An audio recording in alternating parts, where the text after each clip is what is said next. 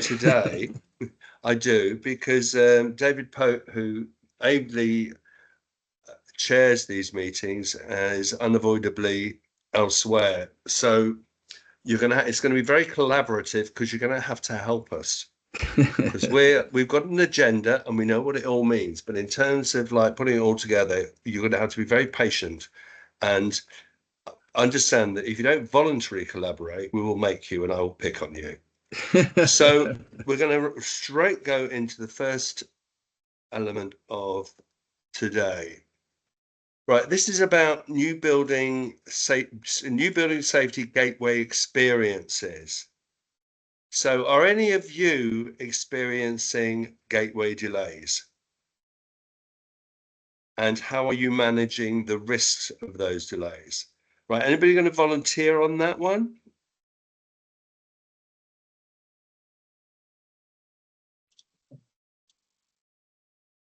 I'm quite happy if you don't, because I'll just pick on you. Anybody there? Yeah, John's put his hand up. John. Just clarify, you're talking about if you've got an existing building. We're not talking about Gateway 1. We're talking about we don't have any new building, but we follow it. We're following the principles of Gateway 1, 2, and 3. So Gateway 2, we've submitted 2 buildings to date, of which the first one took us 9 months before we got approval. Some minor tweaking, not much, I've got to be honest with you, but it was all around the technical specification rather than anything else. And the second one took us about 6 months to get approval for. And what I've been told is we're ready to go for our next 2 schemes. I'm getting reliably informed that should take a lot quicker. But I've heard other parts of the rest of the network and that you get involved with, they're actually telling me something totally different. It's actually taking longer. Is that quicker because you kind of know what they're after now? Yeah. Glastonbury was it's a £7 million refurbishment, of which kitchens, bathrooms, asbestos removal, new detection, new sprinklers, new fire doors. So yes, we now know that we need to put a series of documents in, and I mean everything. The advice we got was don't put that in, don't put that in, don't put that in. And when we put all just the stuff that related to fire, they did it in fairness. The building safety said, no, we need a little bit more than that, but we won't charge you. No, I think just put all the specification in. So 2 or 3 weeks later, we put everything in, and it took them 9 months to approve all the works. Wow. So what about the risks? What the implications of that to you?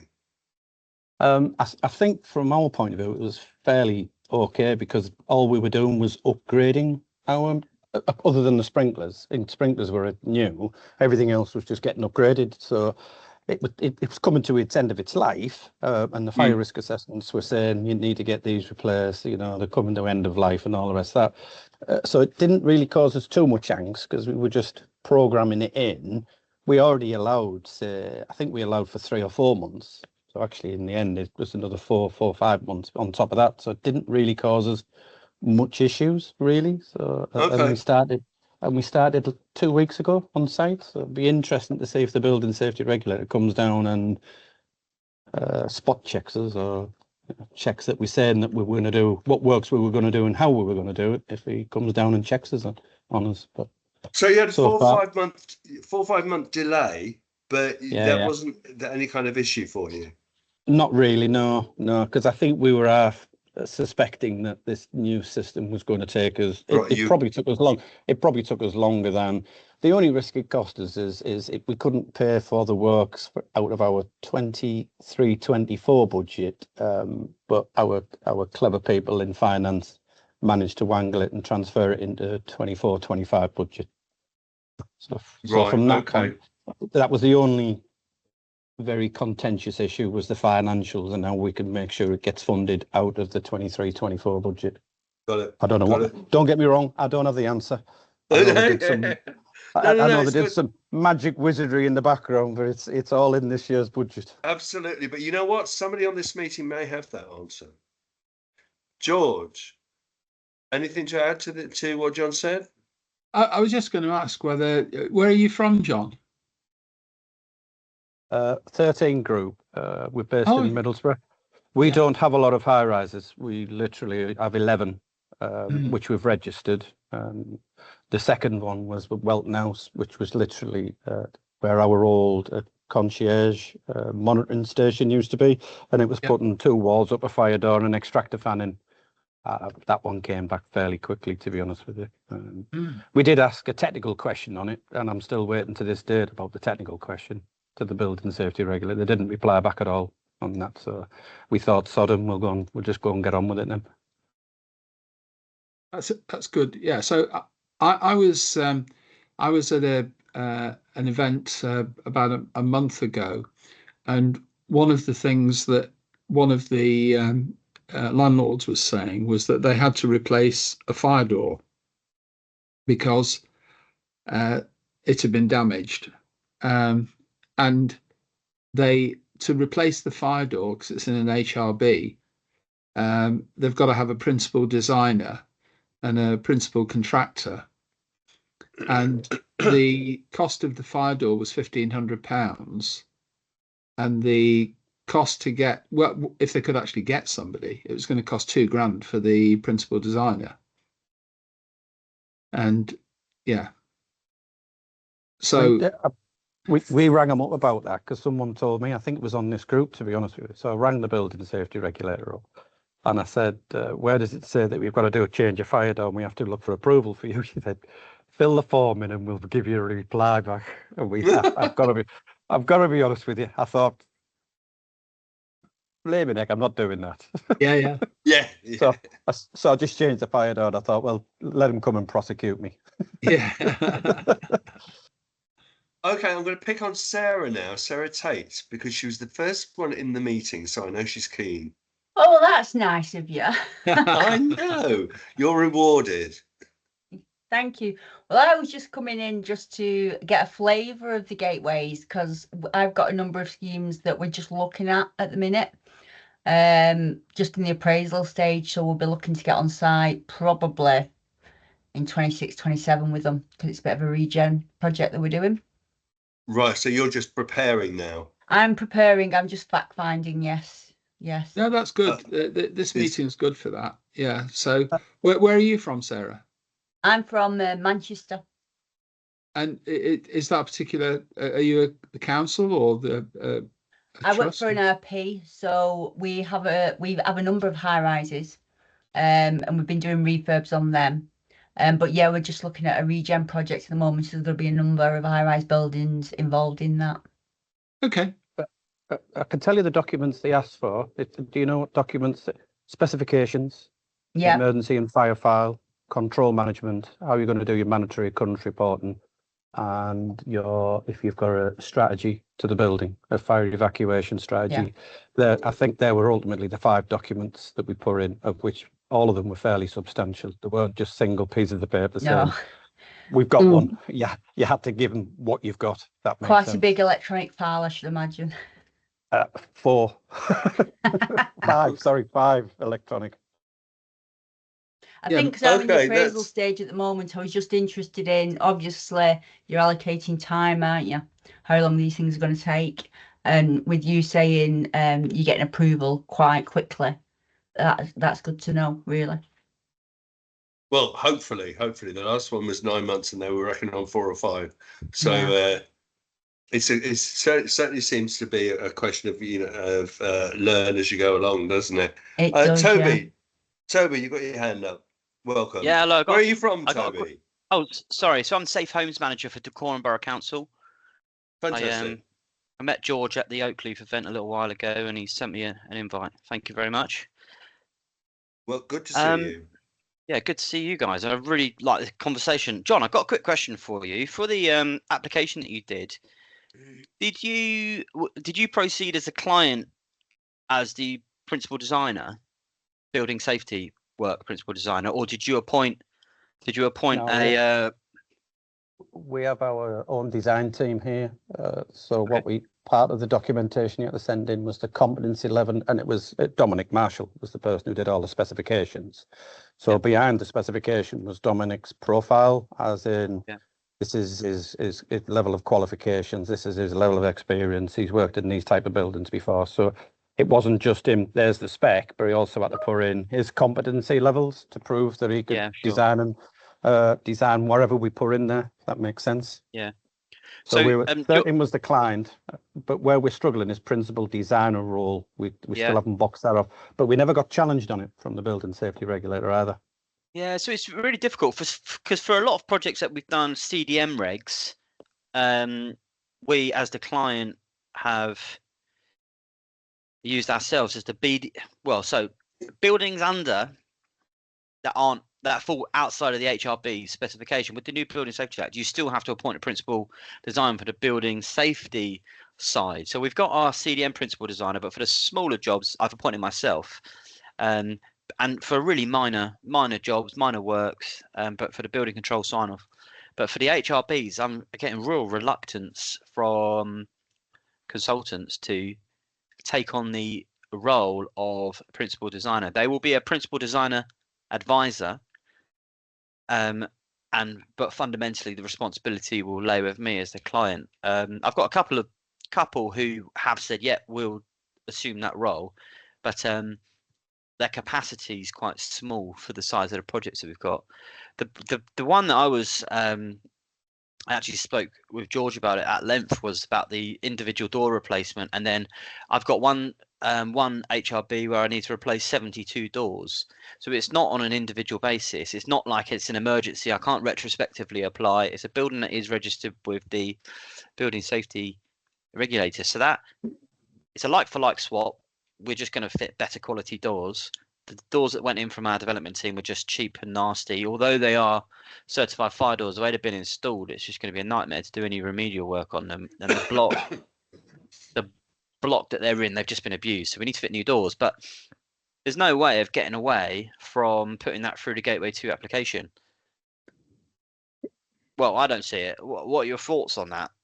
We're doing the same at the moment, putting in a gateway application for very similar project. It's fire doors. There's a couple of other things we're doing as well. We've put it all together and going through the gateway. Although actually, to get through the gateway, we've got to do all the fire strategies for these particular buildings. So before we even get to the gateway, we've got a 16-week lead in on fire strategies because they're so difficult to get as well. Well, So Lucy, where are you from, Lucy? Sorry, I'm from Abbury. So gateway applications. We've also got gateway applications for that we're pulling together for lift replacements too. Yeah, same. So, sorry guys, just to add to this, so it's Mandeep, so I'm from Hydrock and Stantec. So we've got the so just in terms of kind of like exemptions from the gateway to the building control application, there's kind of, you get exemptions in 3 circumstances, which is the first circumstance is if it's scheme work, and that's obviously classified under regulation 20 and 20A and the building regs under table 3A. The second scenario is if it's works which are listed in schedule 2 of the high risk building procedures. So that's little stuff like the like replacing basins and existing sinks and stuff like that. And the third exemption is emergency works. And what you're saying about those doors, you won't be able to do them under emergency works because essentially it's obviously works which are affecting the active and passive fire measures, and that's listed as the as kind of category of if you're replacing of the it'll be if you're replacing something with a similar quality, it'll be known as category B works rather than category A works basically. But you will still need to make an application for that as well though. Yeah, that's been my understanding. If we had like a red key entry, fire service or police had gone through a door, absolutely, we just get the door done. We want to make sure that people are safe and we'd retrospectively apply. But very much the stance that we've been taking is if it's known and it's a tolerable risk and it's part of our plan program, there's no way that you can say it's emergency works. Yeah, exactly. Yeah.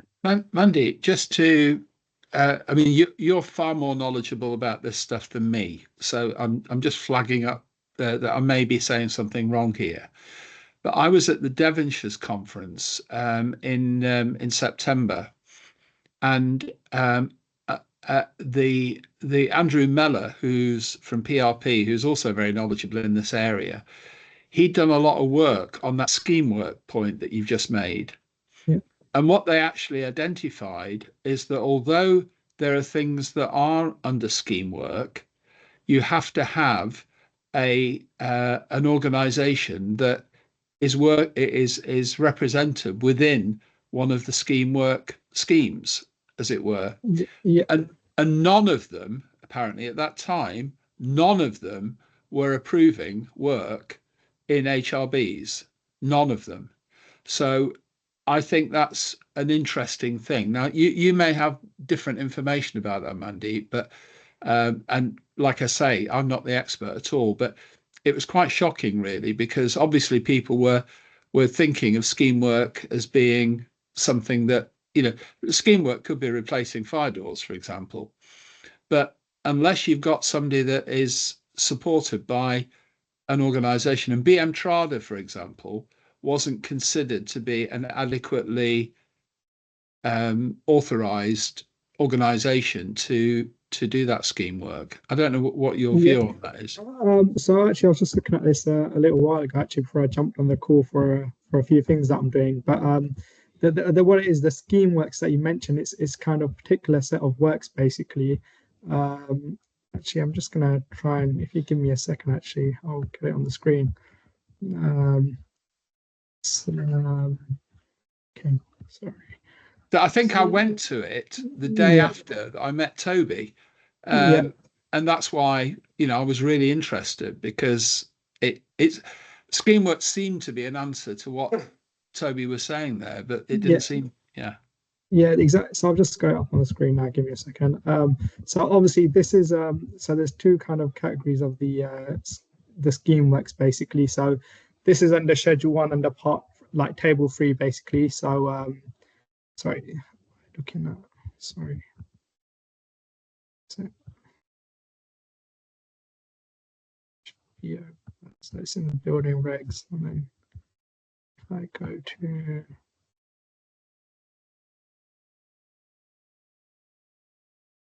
oh, sorry, yeah, there it is. So yeah, so scheme work. So what you've got here is the so this is the installation of, but then the person has to have the relevant certification, which is on the right hand side, basically, of the building regs. So that they need to be like, so it says person carrying out the work, obviously. So from the best of my knowledge, I think you should be registered with these schemes, basically one of these schemes, even if they're carrying out that kind of scheme work, if that makes sense. So you've got the general competent person scheme, isn't it? Yeah. Well, obviously, yeah, depending on the profession, there'll be a different kind of competence person scheme, basically. So you've got, this is the general kind of scheme work, but then obviously under Table 3A as well, you've got the self-certification scheme. So fire doors, for example, fire doors, I know I've asked the same question, and fire doors aren't under scheme work, basically. So you can't replace a fire door under scheme works. But so for example, like installation as a replacement. So if it's a replacement of a window, roof light, or roof window on an existing dwelling, that would be scheme work. But the person obviously has to have the relevant scheme, the relevant kind of certification and stuff like that, basically, if that makes sense. It does, but what I'm saying is that Andrew said that they'd actually, and there was a panel talking about it, and they said that they'd been in touch with all of these organisations and asked them if working on HRBs was something that was covered under what they were doing, and they apparently they've all said no. No, it is, because if you look at the high risk buildings procedures regulations, basically, it gives you the exemptions for what's exactly exempt, basically. So if I just go here, exempt. Yeah, I know what's in the legislation. Yeah, All I'm saying is that the organisations themselves, which are the accreditation bodies, they are saying that they are not covering HRBs. I mean, maybe they're doing it for. I mean, the only thing I say is maybe from an insurance purpose, or from no, exactly. risk perspective. I'm sure it is. From risk perspective, yeah, definitely, which we're seeing a lot of, basically, yeah. Yeah, but the net effect of that is that it's actually undermining what we're trying to do, isn't it? So yeah, anyway, exactly. Yeah, it just seems that they're not. I mean, it seems that they're not confident in their own work, basically, effectively. So, Yeah. Can I bring John in? John. You're on mute, John. I was just looking at my folders and my files. The other scheme we got approved was Welton House, which was to build 2 walls in a room with a fire door, an additional detector off an existing system in a HRB. The level of information we provided wasn't as robust as Glastonbury House. I think the project was something like £15,000, £16,000 to do the work. We still had to say who the client was. In this case, it was the building support team for their system. We give them a specification, we give them a drawing, we give them the method statement of the contractor, and the only thing they came back and they asked us, how will the detectors work in relation to within the room, to the whole system? We answered that query, and within 2 weeks we got approval to go ahead with the works. So the level of the information you need is still reflective of the work that you're going to do. So it wasn't as robust as what we did for Glastonbury, where you're going to go and spend 7 million, where you needed an E&F file and you had to check everyone's competencies. In fairness, sorry, we did a sanction log of the contractor. We also attached that. So we checked the health and safety, we checked the local authority, and we checked a couple of other sites to make sure that the builder was going in, which was Reflex and Vision, did have any sanction logs against them from any of the statutory regulators. But that was the one that took less time, but clearly they still had queries. But it was always around the technical stuff. Didn't seem to be about the subsidiary information that we put in. I think we're at that stage of, I think you've got to make your own risk assessment, complete what you think is necessary, and then send it in and go. Yeah. I think that someone made a comment. I think they're learning just as much as we are. So. Oh, definitely. Yeah, I'm interested to hear how people are mitigating the risk of these kind of delays. I mean, 5-6 month delay from what you're expecting can be significant in a number of cases. So, let's hear from somebody else. Who am I going to pick on? Billy Clifton, are you there? Hi, yes, I'm here. Great. Have you got any experience of issues with gateway delays?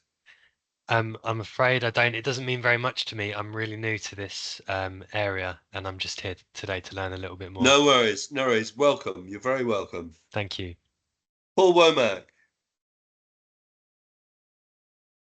Yes, good afternoon. I'm a building safety manager for MTBH, so I'm writing the building safety cases, and I'm just poking my nose in and just earwigging to see what issues that I might come across and see how the different teams are coping with it. Fair enough. Have you had any experience on this at all? No. If I'm going to be honest, I don't think the organisation is fully complying and understanding the different gateways for these works, which has prompted me during this meeting to email a team which are doing fire door replacements.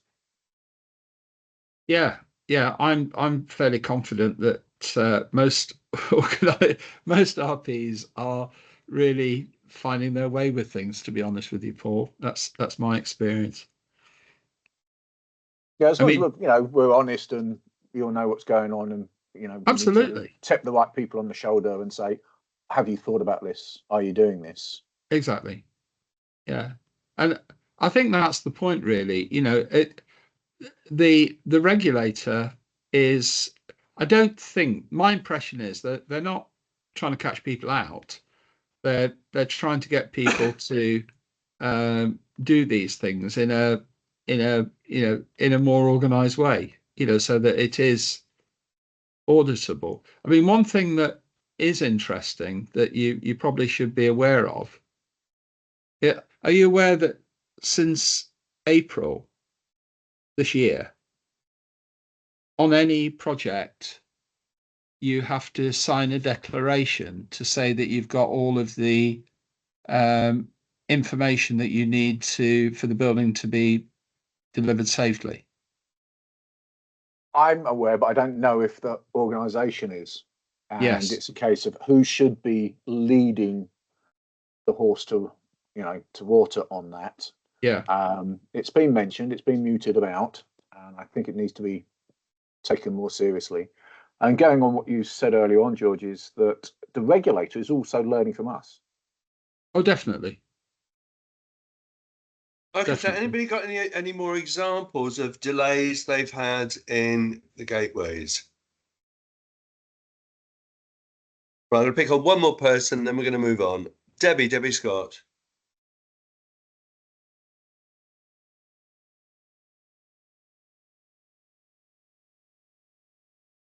No, Hello. Oh, you are there. Hi, Debbie. Hi. Have you got any experience of delays in the gateways, going through the gateways? We haven't actually gone through the gateways. I've jumped into this because I was interested in what's happening. I don't really know that much about it. I was more trying to gather information. Absolutely. Where are you from, Debbie? Cotsway Housing, Okay, excellent. What do you do there? compliance manager. Excellent. Well, you're very welcome. Thank you. Oh, Toby's got his hand up. He saved you. Sorry, I've just got another quick question for John. I apologise, John. I'm chucking a couple of questions your way, but because you've done it a couple of times, it's really useful information for me. When you did that £7 million project, at what point did you make the Gateway 2 application? Because I've got a couple of projects planned for next financial year, and essentially the position that I'm in, I'm not going to be able to start the Gateway 2 application until I know who the contractor is. It's going to be a massive sort of procurement process. That's going to take me a really long period of time. I'm conscious though that if I've got a 6 to potentially 8 month lead time from a building safety regulator, and I've got to go through that whole procurement process, I'm potentially going to miss my window, because I cannot make that application until I know who the contractor is. But I'm not going to know who the contractor is yet, because I've got this huge procurement exercise to go through. So I was just wondering how you managed that, or did you have a contractor lined up prior to making the application? My first answer would be badly. Right. But ultimately, it's a strange place. We already have contractors in place for our major schemes. Okay, and understood. What they do is they do a little mini comp between themselves. Right. So we've got Regen, Equans, and the other one, Esh. In this case, Regen. We didn't submit anything until we got the method statement off Regen's. Okay, understood. So the tendering process had already been gone through. The only caveat is we originally were going to go and start in August, but then they said you've missed the boat. We're going to have to start in November for our resources. So you may as well add another couple of months on to the 9 months, because the contractor then turned around and said, because there's been such a delay, we can't start on the day you want. So literally started 2-3 weeks ago. And contractually, did you write anything into the contract to prevent or to protect yourselves from uplifts? Oh, good God, no. Don't think. Is there such a contract? My fear is I'm anticipating this to be a 12-month process, right? And we know labour, materials are fluctuating at the moment. So I'm just interested what other people are doing to protect themselves against potential, because you know what it's like. Once you award that contract, it's going to be an absolute nightmare to try and go anywhere else, and then you're at the mercy of the contractors. Say, do you know what, there's a 12% increase here because you've waited 12 months, something along those lines. And I'm trying to protect. We're very interested to actually learn about any mitigation that's going on. Lucy. Yeah, sorry. Actually, just another question for people that have submitted gateways on the refurbishment side of things. Have you given your contractors the permission to do the gateway, or have you done the process yourself? Have you submitted it yourselves? We've done it ourselves. Done it yourselves. We have a design team and a project manager for that scheme, Claire Atkinson in this case. So Claire is the one that became the focal point for all the information, rather than tie down the designers. Claire became the project manager, who then coordinated us from a building safety, coordinated the contractor for the method statements, coordinated anything that needed to be done. We literally just went on the web page. We need one of these, need one of these, one of these, one of these. And she's the one that then cleared it all and said, right, we've got all that information that they say that they want. Let's send it off. And again, we went, right, let's see if that's what they want. Fingers crossed, and it went up. And that's where Claire, the only thing Claire got was technical around the specification rather than anything else. Thanks. Okay, Richard Whitaker. Richard leads our business case work stream. More of that later. Good afternoon. It was just in relation to sort of contractors and risk and the contracting use. And we've had particular difficulties in the past using JCT for two reasons. You get a fixed price, you go insolvent, and you can pay up to 70% of your contract sum recovering that job in order to complete it. Wow. So we moved away from JCT. We had a look at enhanced retentions, increase your retention by 2%. That's not going to go very far if it all goes pear-shaped. So we started using partnering contracts like the NEC because it's based on an activity schedule and it's also a requirement to submit a priced risk register as part of the procurement process at current rates. And of course, rates do change and things like that, but an increase in material and labour costs by 5 or 10% is a bit different than not knowing what any increase is at all. And the biggest sort of risk I see is trying to tie contractors down to a fixed price in the sort of market that we're working in now. In many areas, a good activity schedule will reduce risk for both the contractor and the client. And you could even accelerate your cash flow payments to fortnightly to help them with the cash flow and make you more attractive as a client. So what do you do then? What do you do if they won't guarantee the price? What do you do? Build it into the price, a sort of a 10% rise or something? Is that what you do? How do you manage that? You just manage your own contingency. You get have a contingency budget for that. Yeah, your contingency is not declared. Not really sure. Well, I do know why, because people see it as a target for variations if you declare it. So we don't. But it depends on the type of work or where it is. And I've worked on contingencies ranging from 3% up to 30%, depending on the type of works. Typically refurbishment and the type of work we talk about in HRBs, I'd be going to the powers that be saying, I want a 30% contingency and I'll report expenditure against that contingency. Because that's another area where for your own governance and your own sort of leaders and things like that, they don't tend to hear anything until the thing's broke. Whereas if you're reporting on contingency spend alongside contract spend internally, you can actually manage that message much better.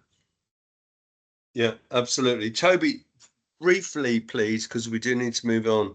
We've got a lot sorry. to do. It's just a question on PI insurance, assuming the role client being the PD for BSR. Is that something that you guys have considered, John? One of the stakeholders, we have a assurance and risk here. So what we've done is explained what we are doing and then pass that on to our insurance and risk people who are happy to follow our lead. I don't know if that cost us any money or we've had to change our insurances. I don't know. Ultimately, we've always had the designer's ear, Toby. To be honest with you, can't answer that because I don't know really. Cheers. I could find out for you. I can soon ring Karen up and say, did the new BSR process change our insurance liabilities? I can get you an answer and get it back to you. I mean, that'd be amazing. Richard, briefly, please. You're on mute, Richard. Sorry, I think after 4 years I've mastered that. After we had to carry our own insurance on some schemes because the difficulty in getting our own PI insurance as a client was actual evidence of competency that's accepted by the insurance industry. So we used to do a mixture of both things. We didn't have personal PI as a client. We'd either go through a consultant or an architect or a contractor or whatever, or we'd carry the risk ourselves. And with the number of PI claims we made, £128 million budget, not a single PI claim, and you look at how much you're paying PI, 2.8 million quid, you think, I'm paying a lot out for PI and I'm not making claims. So there is an argument from that perspective.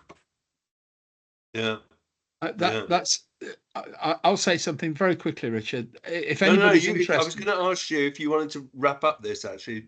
Yeah, because that insurance bit is a really, really important one. And there's something called mutual insurance or integrated project insurance. And the principle of that is that nobody's got any PI on the job. The project's got the PI, and an insurance company takes the risk on the whole project. And everybody then is committed to deliver the project. So if anybody's interested in that, let me know. And I'll let you know. I spent several years on it as an R&D project, and it's now delivered several schemes. That methodology, I think it's going to be the way of the future. Well, you've done a lot, George, over the last, well, you say years, but particularly recently in looking at the best ways of managing the insurance issue, haven't you? Oh yeah, I mean, there's no question. There's some significant ways that the insurance actually, I think, is going to drive a lot of the better behaviour. Yeah. That we're expecting, so that we're anticipating. So, but let's not let that. Yeah, absolutely. Anybody interested, contact me, and I'm happy to share it. Okay, let's move on. We're looking at O&M documentation standardization. So what processes and procedures are you developing for improving the standardization of O&M documentation? Or are you even improving the standardization of O&M documentation, sorry? This again is one for the group here. Richard. Sorry, I'm hugging things. It's just so I can practice unmuting. Yeah. So, we went down the digitisation route because we used to get things on memory sticks and anything else you could think of that wasn't even alphabetical. So made it an unusable document. So we produced our own filing structure, and we either adopted proprietary systems for the full digitisation process and meeting the golden thread, or we had a SharePoint where we just had a filing structure and everything went into that filing structure in the relevant folder, which were quite easy to validate, monitor. And the important thing about that filing structure was it matched the existing filing structure of the client, of the asset management team. So they didn't have to learn anything in order to use it. They could just go into it and they got that normalization. So standardization for me is not the same thing across the industry. It's the same information that's put into placeholders. Yeah. So, or data containers, that sort of thing. George, do you want to come in on that? What we're actually doing an exercise in this in BIM in asset management. So it's one of the work streams that we've got some momentum behind now. Origin Housing are doing some work in this area, and if anybody's interested in it, then please just put your name in the chat, and we'll include you in it. We're talking with Waits are involved, Barclay Homes are involved as well. So if you're interested as a client or as a construction company, I don't know if we've got any construction companies on here, then there's a means by which we can do that. Our Which objective work stream really is that, George? Excuse me? Which work stream? It's the O&M, health and safety and technical submittal. So just put O&M, and your name, and we'll know you're interested in doing that. Yeah.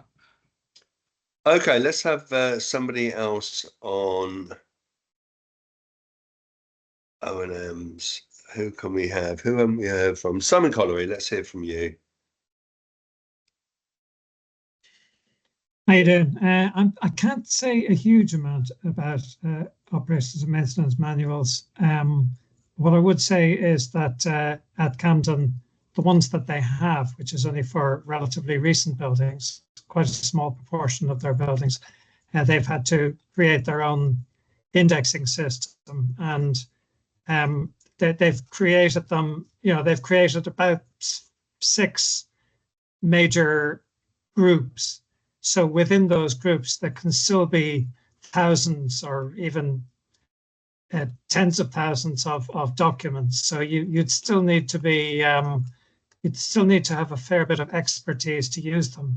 So the building safety managers, compliance managers, and people like that now that are hoping to be able to use operations and maintenance manuals still find that they're missing for most buildings, but the ones for which we have them, they're not really indexed. They're not easy to use, and there's no standard way of setting out operations and maintenance manuals. So it would be a huge task for most people. So what are you doing anything towards that, Simon? Personally, no. No, yeah, your organisation, obviously. Well, SIP, which is the development program, the community investment program, they build new buildings, and they have the operations and maintenance manuals for buildings that they've commissioned and built, and so they're the ones that organize the documentation. But the building safety managers are not part of SIP. I mean, they're completely separate. And in fact, other business areas that use the operations and maintenance manuals, they just don't have the expertise that will be required to be able to use a lot of it. So they need health and safety documentation, for example. But health and safety documentation is not everything that's in what they call the health and safety files. I mean, there's too much in there, and there is health and safety documentation throughout the operations and maintenance manuals that's not explicitly it's not explicitly called health and safety. So it is it's not, there isn't a clear resolution to that yet. Okay, thank you. Joey. Yeah, it was just on a point that Simon made there, where the development team and the building safety managers don't talk to each other. That's something that we've had on all of our development schemes. I think the O&Ms traditionally used to be, you got given a massive stack of folders and it got hidden in a plant room somewhere. And within our organisation, it's still that very much that case. It's just digitally. What we've been doing recently, though, is we're getting our building safety managers to sit in on the joint application development meetings with the development team, to specify exactly the file naming formats, the file saving conventions, how they want that information to maintain that golden thread, because they're going to be the team that once the development team take on, or after that 12-month period, it's the safe homes team in our organisation that will then manage that building. So we are now making a point of getting involved at a really, really early stage to say this is how we want the information. It's been built into the contracts and everything. Be worth whoever's doing that, Toby, in just sitting in on one of the meetings that we've got, because that's exactly what we're trying to do. I mean, we've also been talking with the health and safety executive about how they expect to see the information as well, because the fact is that there's a range of since I've looked at this over the last couple of years, there's lots of different people want different information for different purposes, and if you've got just a folder structure, then you're going to find the wrong you don't know which folder to go and look in, because generally O&Ms are delivered by work package. Do you know what the thing is? What's crazy about all of this? this isn't new. Regulation 38 building regs, like we should be getting this stuff. You've got CDM regulations 2015. The builders should be giving us all of this information, but because we as clients haven't been proactively pursuing them for it, Yeah. they've just been getting away with not giving it to us. So it's not necessarily new, but I think what's so good about the new legislation is it becomes the client's responsibility to have it readily available. So we're now putting the pressure on. But yeah, it's a real challenge. Until you make it contractually exactly what we need in terms of documentation, and then also the structure and the way that is being presented in what format. Developers, I don't think they're keen to kind of provide that, or go to subcontractors to get all the packages that to be honest with you, is a legal requirement to provide that, just like you said, it's part of the regulation 38 package. But I don't think the developers that I have come across to the past 5 years really understood the regulation 38 until we actually engage with them. Yeah, no, absolutely. Trying to get as-built drawings out of developer is like blood from a stone. Cliff, you've just finished your walk around. You've usually got something to say on this. Yeah, or the family, the kids arrived home, so it's starting to get a bit noisy in the other room.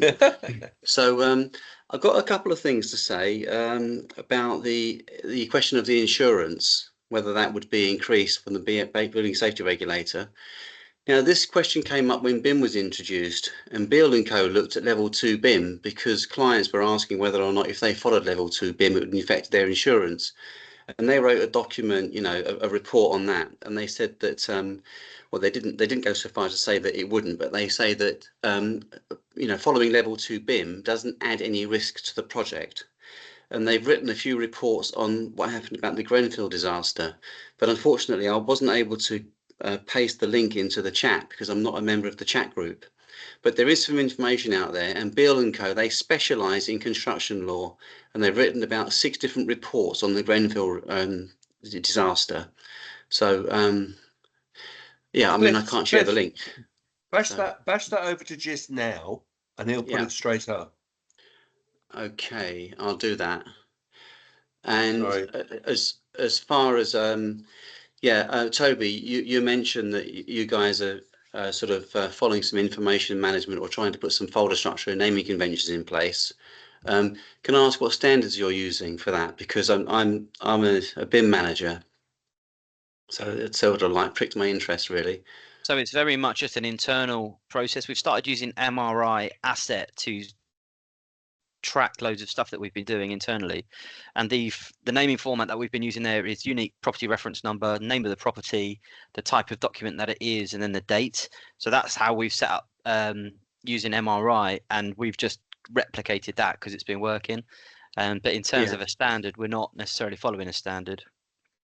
Okay, so Cliff, can I suggest, rather than talk about it now, I think this is exactly the sort of thing that Toby would benefit from in the work stream.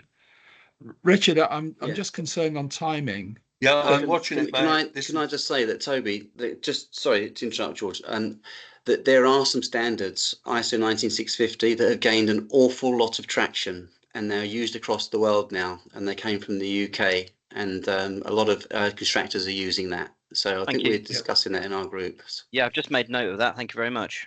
Excellent. So we'll make sure you get invited and highlighted, Toby, to come for the next O&M meeting. Right, we're going to move forward for some and backwards for others, because we're going to talk about the work streams that we've set up. It's been a very hectic rollercoaster journey this year since we set up BIM and Asset Management to work with the existing BIM4Housing. Now we've got a number of new work groups, work streams, which I'm going to run through. George will give you a sentence on each one. And if you want to join any of those, just put that in the chat. George, fire and safety critical working group.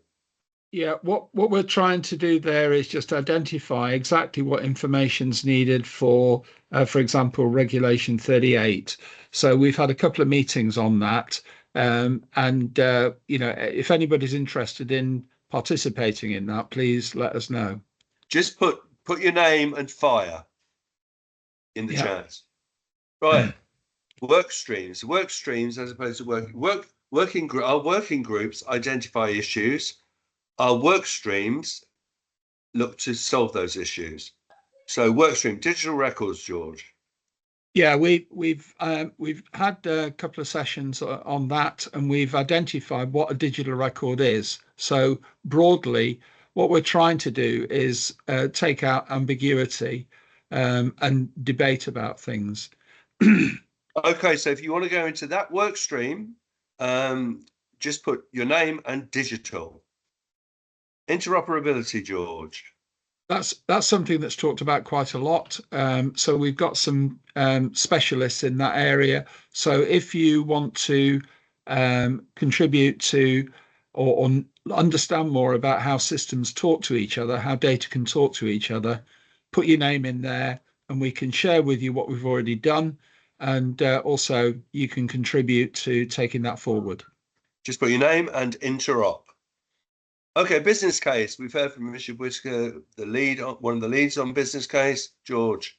Yeah, so the principle there, what we're trying to do is get examples of why better information management is needed.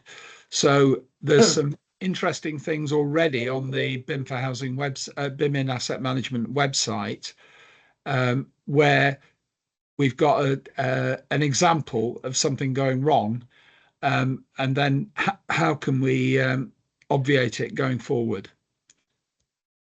Okay, O&M and H&S and technical submission work stream, which obviously feeds from some of what we've been doing today. So, George? Yeah, weights, excuse me. Weights and Origin Housing are leading on that one. So we've got a meeting scheduled in a week or so, I think. Yeah, next week, I think, yeah. Yeah, so what we'd like to do is if you're interested in simplifying and automating some of that process, then please join that meeting. Put your name in the chat and OM. Okay, digital asset capture, George. Yeah, we did some examples of this in the BIM in Asset Management forum. So if you're interested, we can send you a link to so that you can see how that's going about. But the critical thing there is to be able to do asset capture in probably 6 times the speed that you would otherwise do it.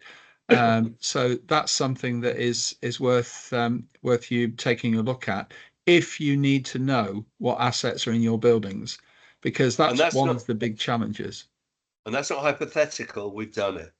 Yeah. So put asset capture in the chat with your name, and we'll get you invited to the next meeting for that and updated on what's gone before. Sorry. The principle on that, as far as the housing's concerned, is taking 360 photos of your existing, building safety managers can do this. Just take 360 photos, and that becomes the source of the ability to capture the asset data. So it's a very low cost way of getting asset data. Anyway. Okay, golden thread. Yeah, we've had what we're doing with that is actually showing and working through what's needed to actually flow the information through from specification through to design, construction, and working that through with a range of different software applications that are able to do that. But more importantly, specialists who are actually doing it. So anybody that's interested in that area, if you sign up to that, then we'll include you. So just put golden and your name in the chat. And there's another one. Existing build, George. Yeah, I mean, basically what we've done is broken down existing building and new builds into two groups. Not we've not started the meetings on that yet, and really we want to understand whether people want support and collaboration around how they are managing information about existing buildings and what we need on new builds. So, for example, one of the things that we want to really try and draw out is if you've got projects where you've had information delivered that doesn't really inform the asset management side of things, then it would be good to know that because it may be possible to fix it. So that's really yeah. Yeah, so that's if you're interested in existing buildings, put existing and your name in the chat. If you're interested in new buildings, put new and your name in the chat. And the last one, sorry, George, go ahead. Yeah, so PFI, Private Finance Initiative, public sector partnerships, public-private partnerships. If you're involved in any of those projects, I don't think anybody is here at the moment, but certainly in other parts of the organisation, I don't think we've got anybody in BIM4Housing that's doing PFI, but okay. that's that other working group. Okay, so now that's it. Moving swiftly on. Well done, George. Well done. Right, swiftly on. We have two very intrepid members of BIM4Housing and BIM4Asset Management, Jarek and Daz, who've put together quite an astonishing piece of work with a lot of help and a lot of collaboration from members. So I'm not sure which of you guys is going to lead on this. Who am I handing over to? Jarek or Daz? I think Daz would be better maybe to run through if you agree, Daz. But I just wanted to have a word from like an organizational kind of word, because obviously we all volunteering in here, and I'm the facilitator of the Miro board, and I receive a lot of requests to add to the Miro group, but the way the Miro works, they ask me to either accept the request by adding to my monthly subscription or cancel the subscription. What I do in that instance, I copy the email address and I add you as a guest. So I don't want you to feel that I refuse or anyone refuses your access to the Miro board. This is just, I don't want to pay for you a monthly fee. But when I add you to whoever wants access to it, then you add it as a guest with full edit rights and comments. So this is just what's happening. So I don't want you to feel that when you're actually trying to help and volunteer and then you're being refused access, this is not what's happening. It's just, there's a lot of people which are registered, and I would have to pay an astronomical bill for it. And well, you've had a lot of input. You've had a lot of input into this, haven't you? I did. We had a lot of meetings with various people, and with Daz, mainly with Daz, we kind of coordinated all of it and all the information. We put this workflow in place, which is easy to follow, we believe. There's a lot of valuable links, everything based on data. There's lots of links to government websites, and there was a lot of discussions about it. We have, this is a second or third published revision. And actually, we should actually say what it is, shouldn't we? It's a process map on the Emerging Building Safety Act procedures and responsibilities. Would that cover it, Jarek? Yeah, that's the gist of it. Maybe let's hand it over to Daz. I'm sure he'll be much better than me to explain that, but I will jump in as and when needed. And sorry, Daz, for putting you on the spot, but I think you wanted it anyway. No, it's fine. I don't mind. Can I? You weren't sure whether you were there or not. Daz, just before you start, can I just say why we've done this to an extent? The fact is that nobody knows everything, right? The regulators don't even know how to interpret the legislation fully. So therefore, we've got a community who are passionate, and also everybody's working hard to understand things from their perspective. And I spoke to Daz probably a year or 18 months ago on this, because Daz was putting together a cheat sheet, a document that was really dumping down his interpretation of what was needed. And Jarek was doing the same, and a few other people were doing the same. And it just seemed to make sense to do that collaboratively. I think and that really leads into what we've done here, really. So over to you, Daz. Thanks, George, Jarek. Yeah, this is basically the if no one's used it, this is the Miro kind of board. It's essentially just an unlimited space, and what Jarek and I and the team have done is essentially create this sort of 6 or 7 pages with the information that we're aware of at the moment. So if you did want to comment on it, you can sort of come in here, click on this, write something, and then the only thing you just got to make sure is you click on this blue button to kind of save that comment. So I've done that in the past where I've written things, forgot to press the blue thing, and then it sort of disappears. So once you do that, for example, then it comes up with a V for visitors. So then the idea is that, let's say Jarek and I or others can amend the document accordingly to capture the comment once we're happy that it's okay. So that's just an interface thing. In terms of what the contributors, on the left-hand side, we've tried to capture all those that have inputted into it. And as you can see, there's a lot of people who've commented or been in the sessions, etc. So, but the reality is the community is growing more and more.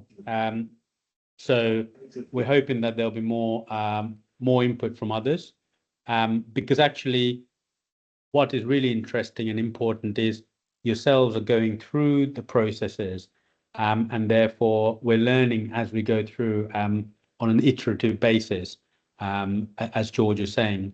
So what we've done here is you just kind of scroll through. We tried to give a little bit of a one-page crib as to the history behind the Building Safety Act, what it is, a couple of key definitions, and then identified, what is applicable for all buildings or high risk buildings, for example. So this is like a one-page sort of overview.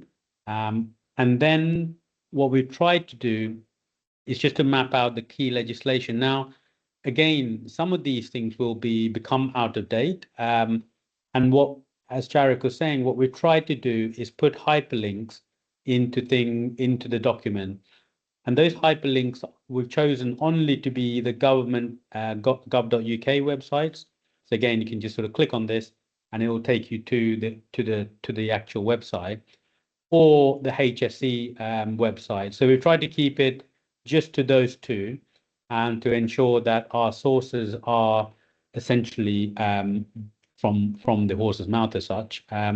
So what we've tried to do here is just identify the key legislation changes. And as I know, some things will come in.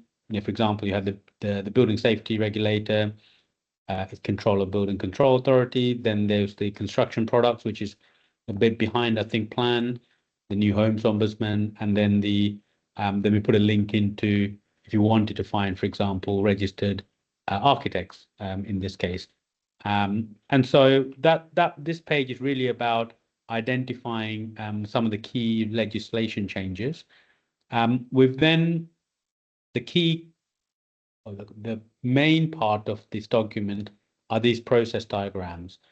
So each of these workflows is there to help whoever may come into it and go, okay, if you're a client or a designer or a facilities manager or so on and forth, go, okay, look, the first thing we felt is to understand is if the new building or the existing buildings must undergo the gateway process. I think some of the discussions today about if you're going to change your doors, does that kick in the gateway process, for example? So we try to start from the very beginning. So I won't go through the whole workflow, but the idea is that you can kind of go, okay, it's a new building. So you know whether it's a new building or an existing building. That's fairly straightforward to kind of understand. If it's a new building, then the height and the number of stories is the next thing that obviously determines whether it falls into the HRB category. And again, we've tried to put a couple of links into here, which are in more detail about how to maybe define what a building is, which sounds quite an unusual thing to say, but there are quite explicit definitions of what a building is or building work is. And we've tried to put in a couple of things about caution. So, for example, I think it's a lot of people would have come across the idea of, well, you know, when you've got buildings which are attached to each other, does it then trigger 7 stories or the 18 meters or whatever? So we just put a couple of things in there which are about prompts, or just look out for these, because it's not as straightforward as just measuring 7 stories, for example.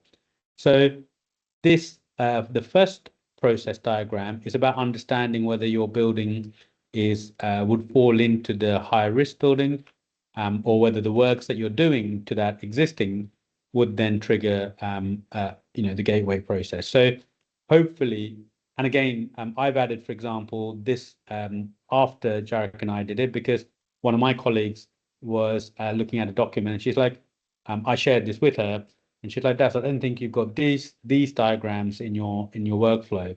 So we need to kind of add that into this this version, let's say. So in the same way, it'll be great to kind of get real life input as to, don't understand what you're doing here, this doesn't make sense, or this symbol doesn't make sense. It doesn't matter what the comment is, we just want to hear back from you.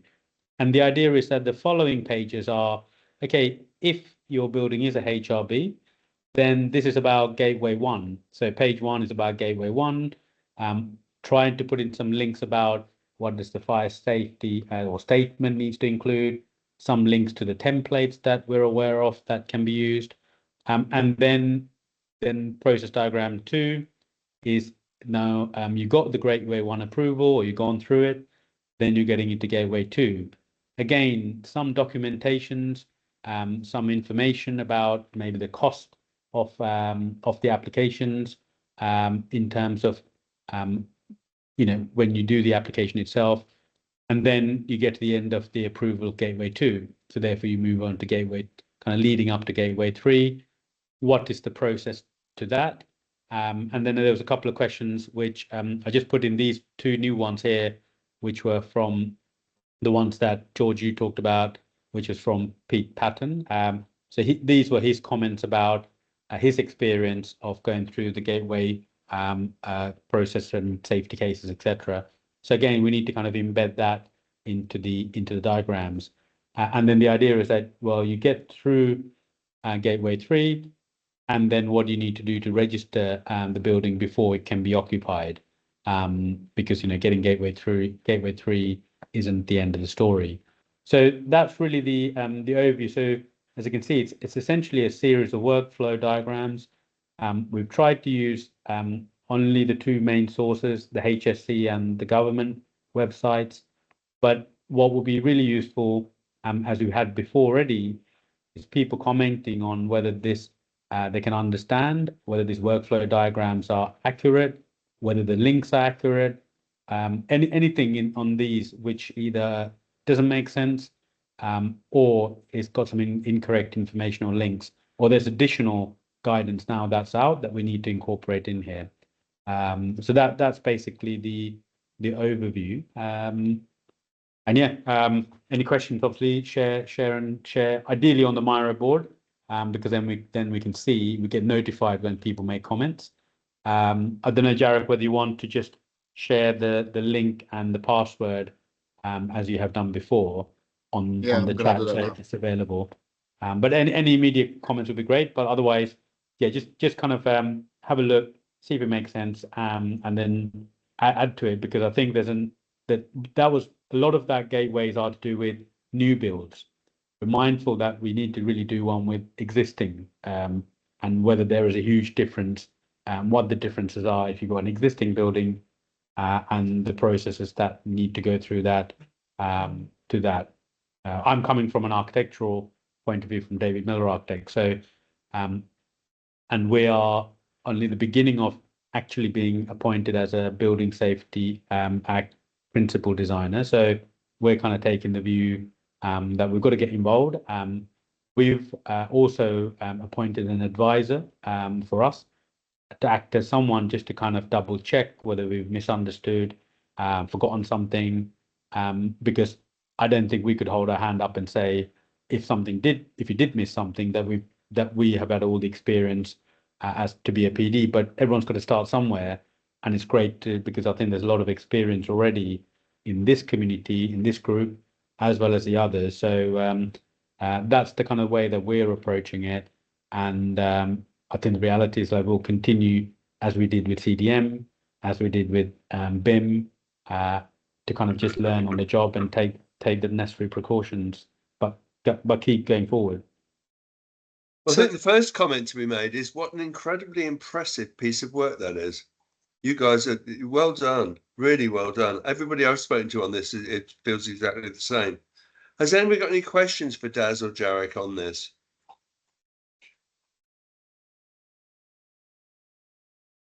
Lucy, I'm going to ask you a question. Would that help you? You're in the early stages. Yeah, I've just opened it up in my actually to have a look at it and go through it. Excellent. So yeah, it's already got me hooked. So I'm looking through it. There's a bit in RBCA's in there I wanted to have a look start at. charging for it then, mustn't we? Really? Sorry to barge in. This version, there was you could see how many internal revisions there was when Daz was presenting. The document has been reduced in size to simplify it, and you know yourselves how difficult it is to explain complex problem in a simple way, and I think we got there because there was a lot of improvement done, and it's reduced as much as it can, so to keep the clarity, and you basically have a step-by-step instruction. And so far, it worked for everyone, but there's always room for improvement. So yes, please contribute. Can I just ask you guys? So Daz, you mentioned at the end that this is primarily for new builds. Are you looking to do an old build? Are you looking to do an existing one? Yeah, because the first page was there to kind of define whether the works that you're looking to do. So if you're building a new building, the height criteria and the use criteria are the predominant factors. On the right-hand side of that initial page was about if you're doing refurb works or you're doing an extension to an existing building, which may trigger it becoming a high-risk building. So, and then the following gateway process are as a new build, but I'm mindful that a lot of them may be the same for an existing building, but there will no doubt be some nuances. As again, I think a part of it will probably, a page could be on clarifying some of the works that we talked about today in terms of the emergency works, the schema works, or the self-certified. So there's probably room for kind of at least a bit more of a deep dive or zooming in of the refurb scenarios. I guess the idea is to kind of try and present some scenarios which are kind of visualized, and therefore that people can use, so they can, it's almost like having a cheat cards or kind of prompts. But the only other thing, Jarek, if you wouldn't mind, is do you have a PDF version of that one? Again, that might be useful to put on. Ideally, we would like people to comment using the Miro, but conscious that not everyone necessarily will get their head around it. Yeah. So you might want to share just a PDF, which retains, I believe, the links and the hyperlink. So then if you want to just scribble on a printed version or add comments onto using Acrobat and then send it back to us, whichever way, we're trying to make it as simple as possible for people to feedback, and then we can then do the kind of revisions and collation from there. So I think Jared's going to send a PDF version, which might make it easy to share with your internal teams, or for you to just print out and scribble along as well. Excellent. Richard, I'm just wondering, really, I think the importance of retrofit is significant. I think there's going to be a lot of retrofit, and the way of interpreting most of the guidance that I've seen has been around new build. But obviously the Act covers retrofit as well. So therefore, if people are, I don't know, Tom, are you there at the moment? Tom from Wythenshawe. You've got a quite an established estate, haven't you? You might have gone off to get a coffee. No, I haven't. Sorry. Yeah, so we're not doing a lot of retrofit, I don't think, at the moment, but we are quite high up on other things. We're prepared for the building safety cases, etc. But retrofits, not really. What about work on existing buildings, though? What would you call that? Refurbishments or? Yeah, it's probably the same as retrofit. Yeah, so we've done like sprinklers, heat detectors, smoke detectors, new doors, and everything. So yeah, we have done a lot of that type of work, but we've not. I mean, within your what do you do yourself? Are you? I'm the building safety officer. Right. Okay. So, are you looking at? Is this whole area of the the Building Safety Act and things? Is that something that you're giving any personal effort to? Yeah, I back up mainly backing up the building safety manager and giving other teams a breakdown of what they should be looking for, how they do things, compartmentation, and so on.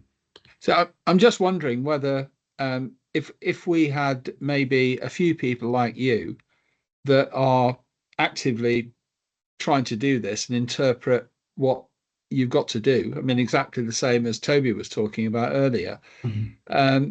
If we could pull together a small group to say, okay, you're at the moment trying to interpret what you've got to do, and now I think everybody's finding their way on it. We could create a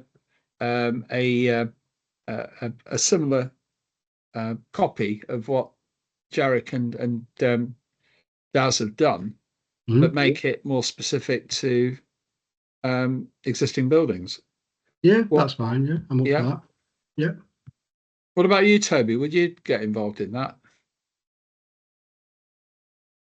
Yep, absolutely. That's literally my day-to-day life. So absolutely. And Neville, hello, Neville. Not seen you for a while. Hello, George. Yeah. Yeah, I've just done 3 Gateway 2 submissions for a local authority on retrofitting sprinklers, and interestingly, it is a different process to new build. And the guidance on the government website doesn't really fit for retrofit and refurbishment. Interesting. Yeah. So would it be, if we could pull a few people together now, Neville, that have got an interest in this, then is that something you'd be interested in? Yeah, I'd be interested in it. I'm about to embark on some more Gateway 2s as well, so yeah, it would be useful, and obviously the feedback that I'm getting from the regulator would be useful to feed into the group as well. Okay, Excellent. So Toby, Neville, and Tom, could you write your name in the chat with the word retro? Is there anybody else? Then we won't lose you in the melee. That one as well. Afam, can't hear you. I'm interested in it, please. Oh, excellent. Okay. Put it in the chat, Afam. Afam, you're from Enfield, I think, are you? Yeah, I'm from Enfield, yeah. Cool. Okay. Paul, name in the chat with Paul retro. Womack, you're Metropolitan, aren't you? Is this an area that you're interested in, or are you more on new build?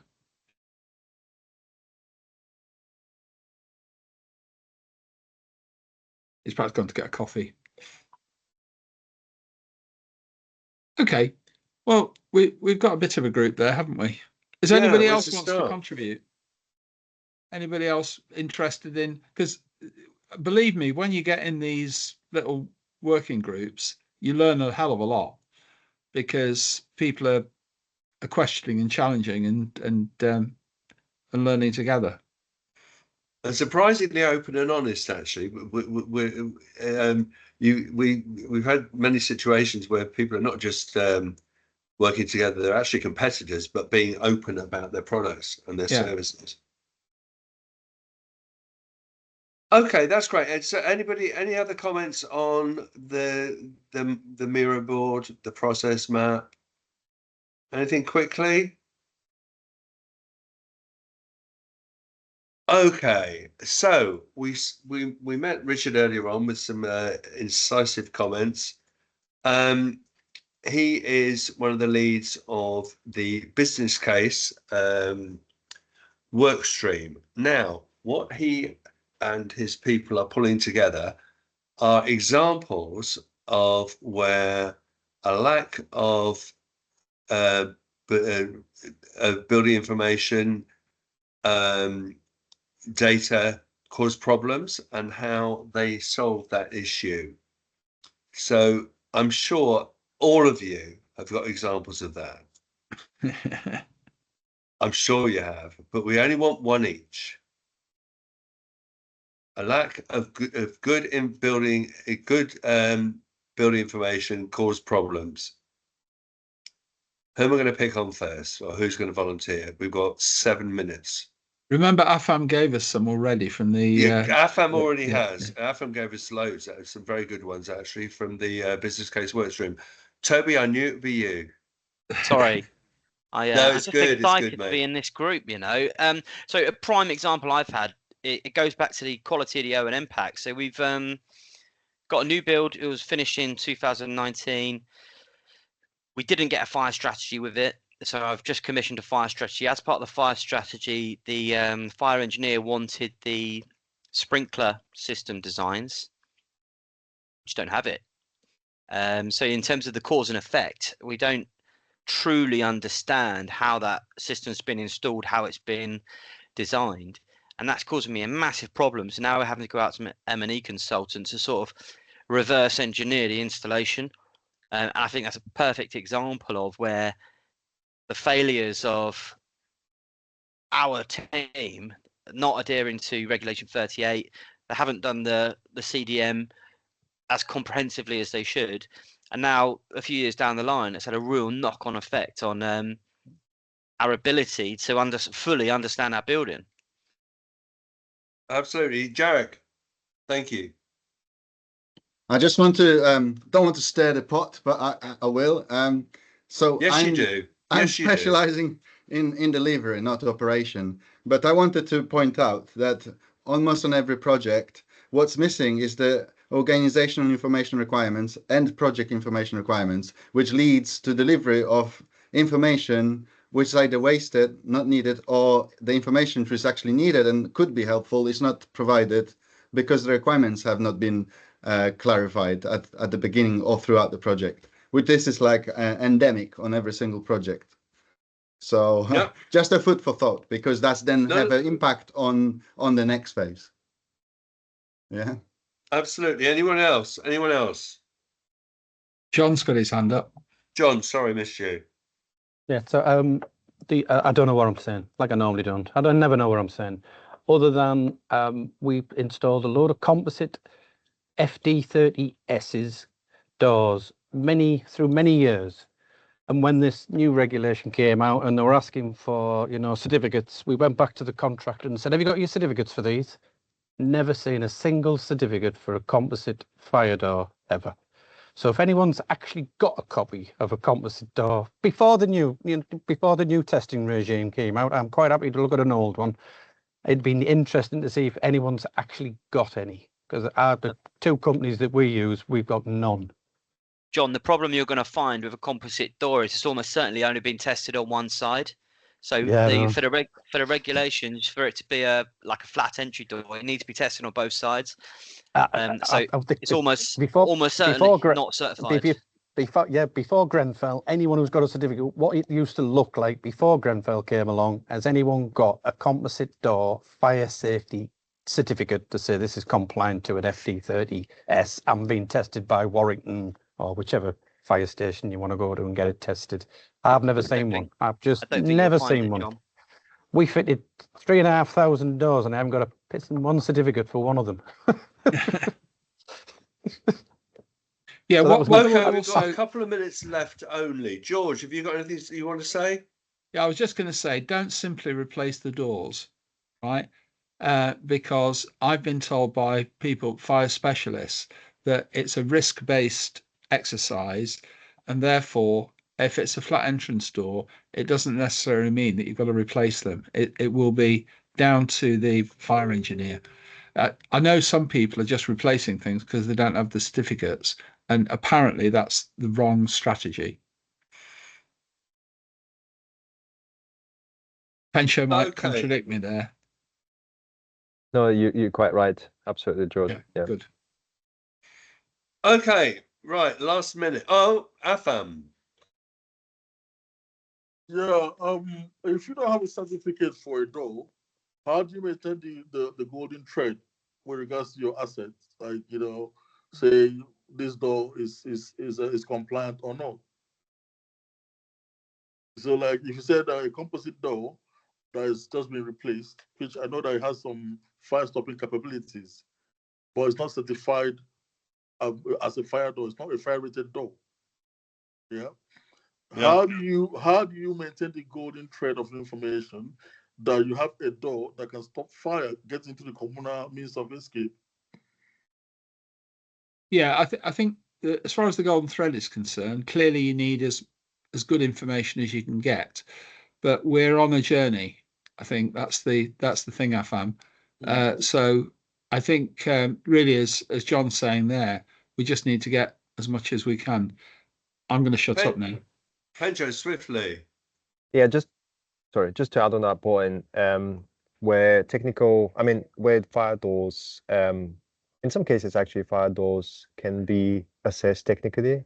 So there are third-party accredited contractors fire door specialists who can assess to a certain extent, of course, the fire doors. And replacement program is not needed, but some cases it might be a case where we need to send a sample of a door to be tested, just a sample to confirm that. So it's really on a case-by-case scenario, really, to establish that, and depending on the specialists and the cases. John, very swiftly. I think from a golden thread, where we do change a door, we get the fire door certified for the location it's in, and then we put it on our compliance database. So people can then see Tommy, Fred, and Joseph worked on the door, blah blah blah. And this is the fire stopping. Sorry. Yes, George, it's about the risk, isn't it? It's the function. We've got a fire door inspection standard. If you're interested in that, it's on the BIM4Housing website, and it's been put together by over 100 subject matter experts on that. And I've been, people have said that it's excellent. So. Okay. I'm not going to wait for any more comments. Thank you very much. That's been wow, what a meeting, eh? So we will see you all after the festive season, and I'm just not even going to go into that kind of stuff. But great to see you, great meeting, and see you next year. Yeah, this meeting happens every quarter, so we'll let you know when this one happens again. But there's obviously lots of other meetings. Lots of other meetings. Don't worry, we will bombard you with invitations. Thank you. You know that. Thank you, Cheers, everyone. guys. Brilliant. Thanks. Cheers. Thanks. Thank you. Bye. Bye-bye. Thank you. Bye, guys.